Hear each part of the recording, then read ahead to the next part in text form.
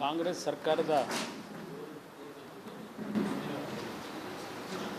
ಒಂದು ವರ್ಷವನ್ನು ಪೂರೈಸಿರ್ತಕ್ಕಂಥ ಕಾಂಗ್ರೆಸ್ನ ಮುಖ್ಯಮಂತ್ರಿಗಳು ಉಪಮುಖ್ಯಮಂತ್ರಿಗಳ ಸಂಭ್ರಮದ ಸಂದರ್ಭ ಇದು. ಮುಖ್ಯಮಂತ್ರಿಗಳು ಹೇಳಿದ್ದಾರೆ, ಯಾಕ್ರಪ್ಪ ಮುಖ್ಯಮಂತ್ರಿಗಳು ಹೇಳಿದ್ದಾರೆ, ರಾಜ್ಯದ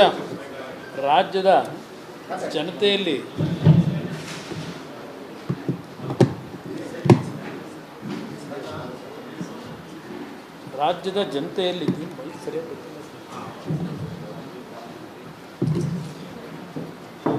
ದೊಡ್ಡ ಮಟ್ಟದ ಆಚರಣೆಯನ್ನು ಮಾಡಲಿಕ್ಕೆ ಆಗದೆ ಇರತಕ್ಕಂಥದ್ದಕ್ಕೂ ವಿಷಾದನೂ ವ್ಯಕ್ತಪಡಿಸ್ಕೊಂಡಿದ್ದಾರೆ. ನನಗೆ ಆಶ್ಚರ್ಯವನ್ನು ತಂದಿರತಕ್ಕಂಥದ್ದು, ಕಳೆದ ಒಂದು ವರ್ಷದಲ್ಲಿ ಈ ಸರ್ಕಾರ ಒಂದು ರೀತಿಯ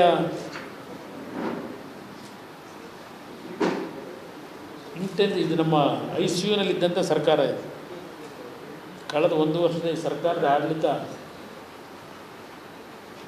ICUಯಲ್ಲಿದ್ದಂಥ ಸರ್ಕಾರ ಇದು. ಆ 5 ಗ್ಯಾರಂಟಿಗಳನ್ನು ಹೊರತುಪಡಿಸಿ ಈ ಸರ್ಕಾರದ ಸಾಧನೆಗಳು ಇನ್ನೇನಿದೆ, 5 ವರ್ಷಗಳ ಗ್ಯಾರಂಟಿಯ ಯೋಜನೆಯ ಬಗ್ಗೆ ಪ್ರತಿದಿನ ಜಾಹೀರಾತುಗಳ ಮುಖಾಂತರ ಪ್ರಚಾರ ಮಾಡಿದಂಥದ್ದು. ನಡಿ ಈಗ ಶುರು ಮಾಡೋಣ. ಕೇಸರಿಯಿಂದ ಮನೋಲ್ಲಾಸ ಮನಸ್ಸು ಮತ್ತೇರಿ ಕುಣಿದಾಡಿದೆ ನೋಡು, ಮನಸ್ಸು ಮತ್ತೇರಿ ಕುಣಿದಾಡಿದೆ ನೋಡು. ಕ್ಷಣ ಕ್ಷಣವೂ ಆಚರಿಸಿ ಕೇಸರಿ ಹಬ್ಬ. ವಿಮಲ್ ಬಾಯಲ್ಲಿ ಹೇಳಿ ಕೇಸರಿ ಒಂದು ಸಾಧನೆ.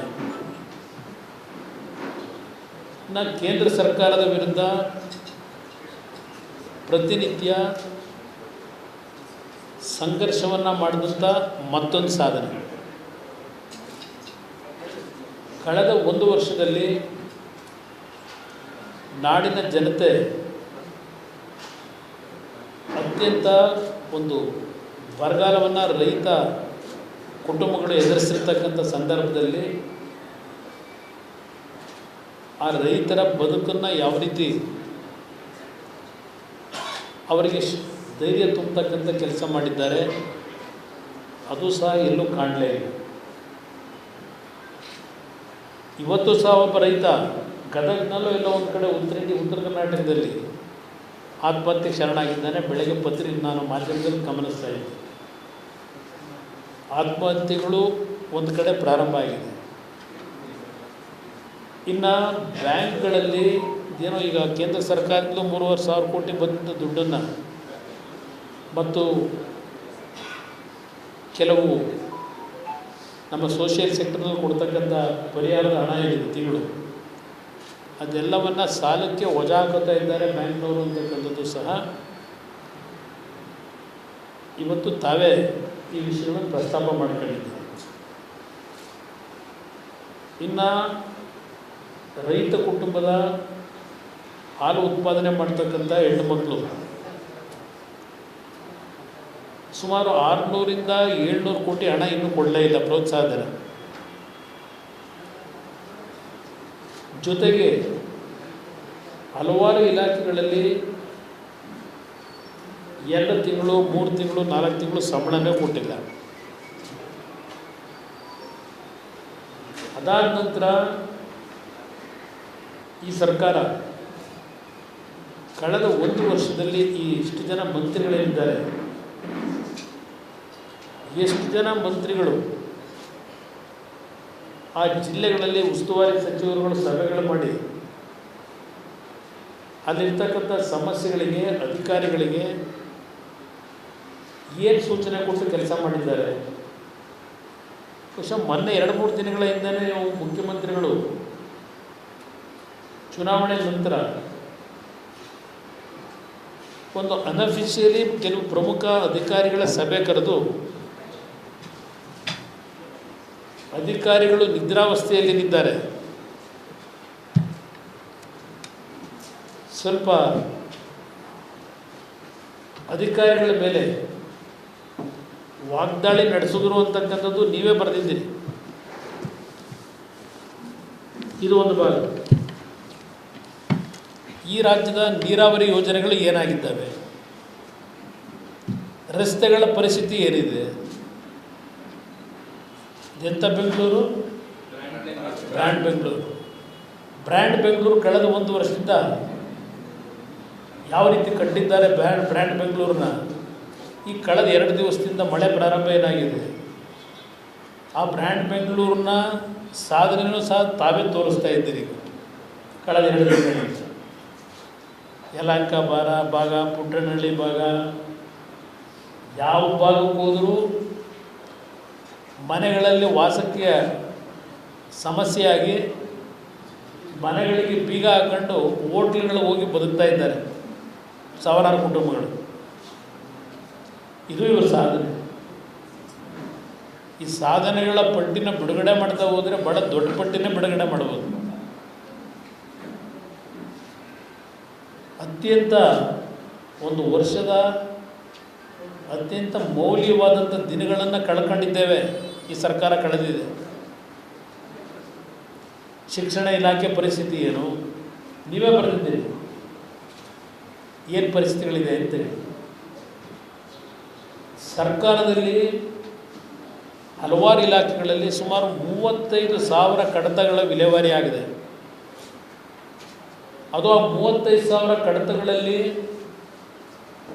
ನೀರಾವರಿ ಇಲಾಖೆ, ನಗರಾಭಿವೃದ್ಧಿ ಇಲಾಖೆ, ಲೋಕೋಪಯೋಗಿ ಇಲಾಖೆ, ಅಲ್ಲಿಂದ ಕಂದಾಯ ಇಲಾಖೆ, ಈ 4 ಇಲಾಖೆಯಲ್ಲಿ ಇರ್ತಕ್ಕಂಥದ್ದು ಸುಮಾರು 35,000. 4 ಇಲಾಖೆಗಳು ರಾಜ್ಯದ ಅಭಿವೃದ್ಧಿಗೆ ಪೂರಕವಾದಂಥ ರಾಜ್ಯದ ಒಂದು ಆಸ್ತಿಯನ್ನು ವೃದ್ಧಿಗೊಳಿಸ್ತಕ್ಕಂಥ ಇಲಾಖೆಗಳಿದು.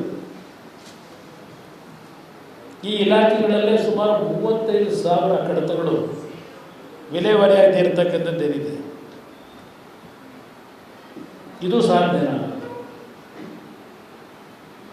ಇದೆಲ್ಲವನ್ನು ನಾನು ಬಿಡಿಸಿ ಹೇಳಲಿಕ್ಕೆ ಹೋದರೆ ಭಾಳ ವಿಷಯಗಳನ್ನು ಚರ್ಚೆ ಮಾಡೋದು. ಈಗ ರಾಜ್ಯದಲ್ಲಿ ಇಲ್ಲಿಯವರೆಗೆ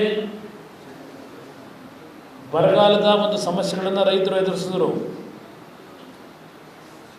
ಕಳೆದ 4-5 ದಿನಗಳಿಂದ ರಾಜ್ಯದ ಹಲವಾರು ಜಿಲ್ಲೆಗಳಲ್ಲಿ ಶುಂಠಿ ಬೆಳೆದವರು ಏನಾಗಿದ್ದಾರೆ, ಬಾಳೆ ಬೆಳೆದವರು ಏನಾಗಿದ್ದಾರೆ, ಮೆಣಸು ಕಾಫಿ ಬೆಳೆದವರು ಏನಾಗಿದ್ದಾರೆ,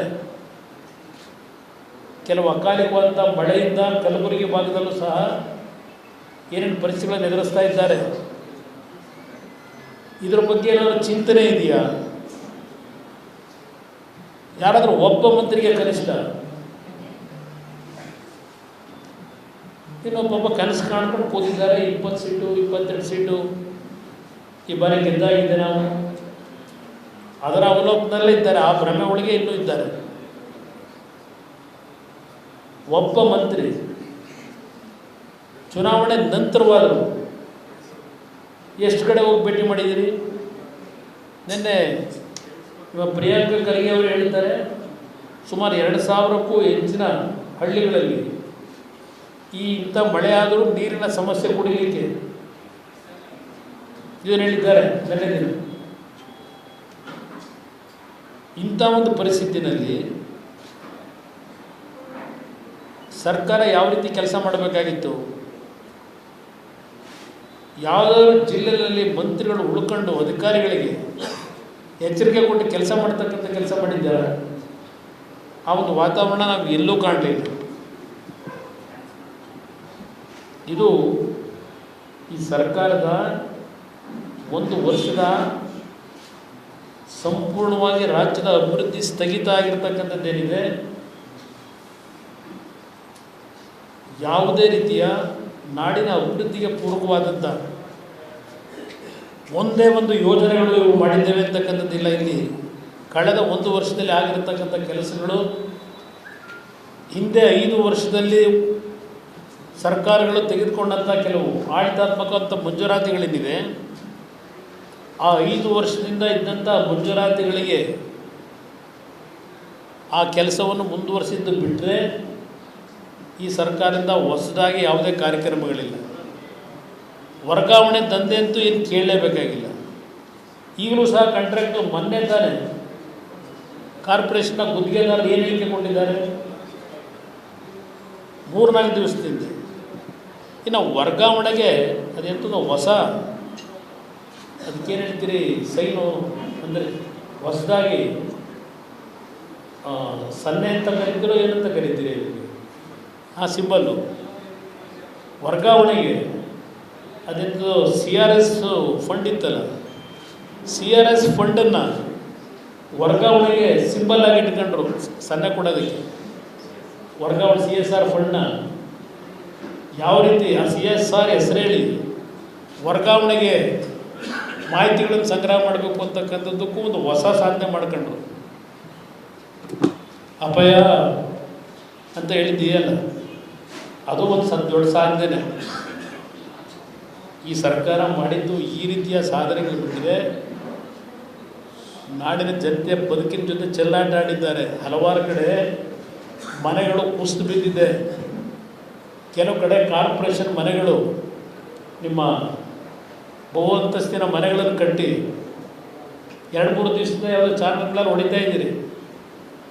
ಮೇಲ್ಗಡೆಯಿಂದ ನೀರು ಸುರಿತಾ ಇರೋದು, ಆ ಮನೆಗಳಲ್ಲಿ ಆ ಮದ್ಯದ ಬಾಟ್ಲುಗಳು ಕ್ಲೀನ್ ಇಲ್ಲದೆ ಇರತಕ್ಕಂಥದ್ದು, ಅವ್ರು ವಾಸ ಮಾಡಲಿಕ್ಕೆ ಸಮಸ್ಯೆ ಇರತಕ್ಕಂಥದ್ದನ್ನು ಅಧಿಕಾರಿಗಳ ಮುಂದೆ ತಂದರೂ ಏನೂ ಪ್ರಯೋಜನ ಆಗಿಲ್ಲ.